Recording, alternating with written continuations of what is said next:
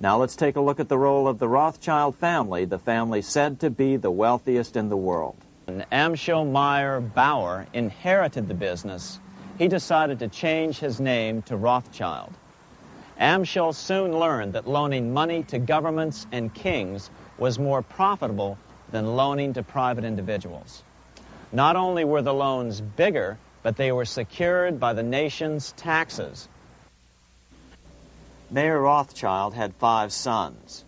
He trained them all in the skills of money creation, then sent them out to the major capitals of Europe to open branch offices of the family banking business. His first son, Amschel Meyer, stayed in Frankfurt to mind the hometown bank. His second son, Solomon, was sent to Vienna. His third son, Nathan, was clearly the most clever. He was sent to London at age 21 in 1798, 100 years after the founding of the Bank of England.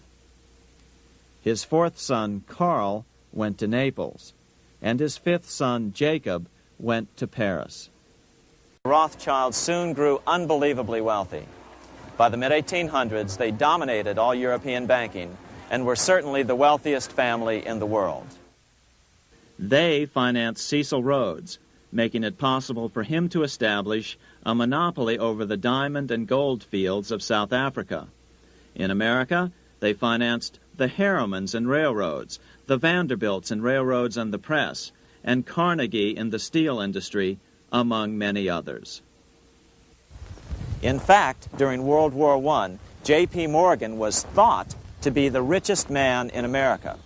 But after his death, it was discovered that he was actually only a lieutenant of the Rothschilds.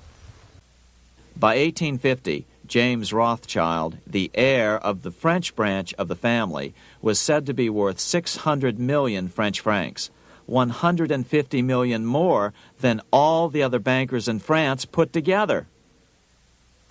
He built this mansion called Ferrier, just east of Paris.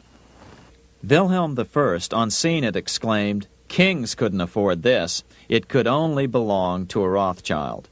Money changers, those who loan out and manipulate the quantity of money, were active in medieval England. In fact, they were so active that acting together, they could manipulate the entire English economy.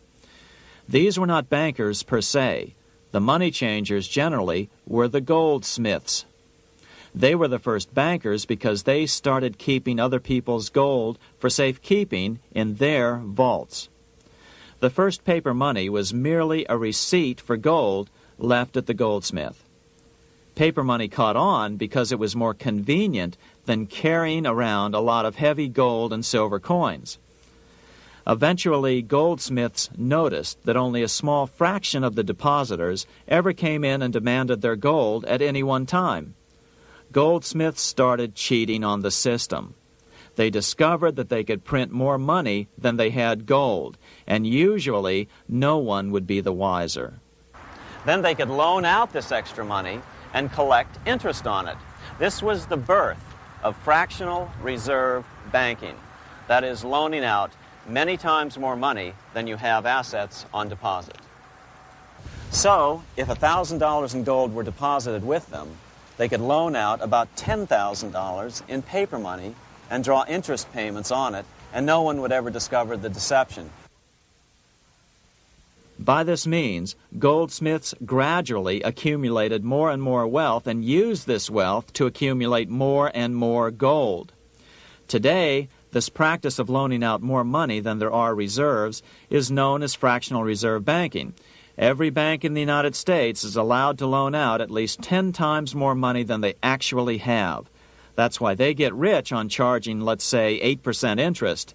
It's not really 8% per year, which is their income. It's 80%. That's why bank buildings are always the largest in town. When Queen Mary's sister, Queen Elizabeth I, took the throne, she was determined to regain control over English money. Her solution was to issue gold and silver coins from the public treasury and take the control over the money supply away from the money changers.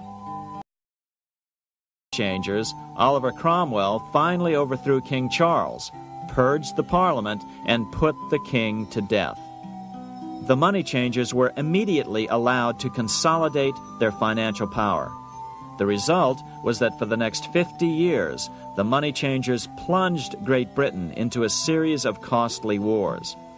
They took over a square mile of property in the center of London, known as the City of London. This area today is still known as one of the 3 predominant financial centers of the world. By the end of the 1600s, England was in financial ruin. 50 years of more or less continuous wars with France and Holland had exhausted her. Frantic government officials met with the money changers to beg for the loans necessary to pursue their political purposes. The price was high: a government-sanctioned, privately owned bank which could issue money created out of nothing. It was to be the modern world's first privately owned central bank, the Bank of England. Although it was deceptively called the Bank of England to make the general population think it was part of the government, it was not. Like any other private corporation, the Bank of England sold shares to get started. The investors, whose names were never revealed, were supposed to put up £1.25 million British pounds in gold coin to buy their shares in the bank. The bank was duly chartered in 1694 and started out in the business of loaning out several times the money it supposedly had in reserves, all at interest. In exchange, the new bank would loan British politicians as much of the new currency as they wanted, as long as they secured the debt by direct taxation of the British people. So, legalization of the Bank of England amounted to nothing less than legal counterfeiting of a national currency for private gain. Unfortunately, nearly every nation now has a privately controlled central bank using the Bank of England as the basic model. Such is the power of these central banks that they soon take total control over a nation's economy. It soon amounts to nothing but a plutocracy, rule by the rich. The central bank scam is really a hidden tax. The nation sells bonds to the central bank to pay for things it does not have the political will to raise taxes to pay for. But the bonds are purchased with money the central bank creates out of nothing. More money in circulation makes your money worth less. The government gets as much money as it needs, and the people pay for it in inflation. The beauty of the plan is that not one person in 1,000 can figure it out because it's usually hidden behind complex-sounding economics gibberish. In 1790, less than 3 years after the Constitution had been signed, the money changers struck again. The newly appointed first Secretary of the Treasury, Alexander Hamilton, proposed a bill to the Congress calling for a new, privately owned central bank. Coincidentally, that was the very year that Amschel Rothschild made his pronouncement from his flagship bank in Frankfurt.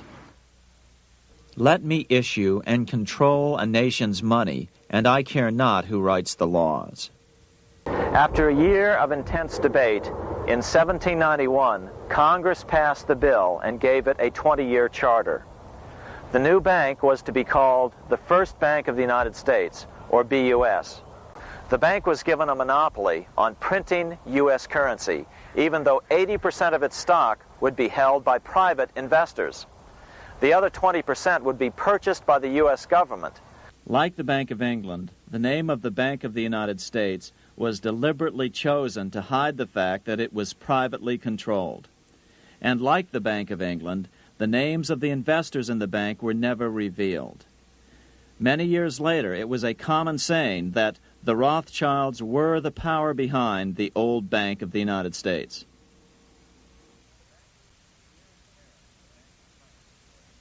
Here in Paris, the Bank of France was organized in 1800, just like the Bank of England.